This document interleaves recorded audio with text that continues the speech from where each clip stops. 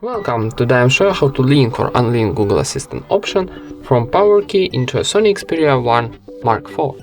Firstly, open Settings, then scroll down and go into a System option.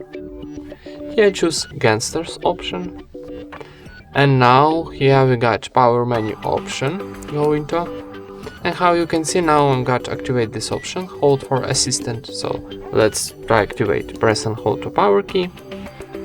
We got a message now that Power Menu is now it's Power Key and Volume Up key, so tap OK, and we got our Google Assistant option.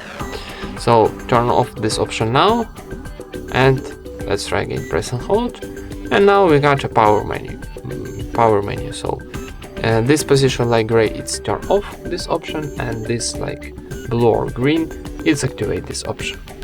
And that's it. Thank you for watching. Leave thumbs up and subscribe to our channel.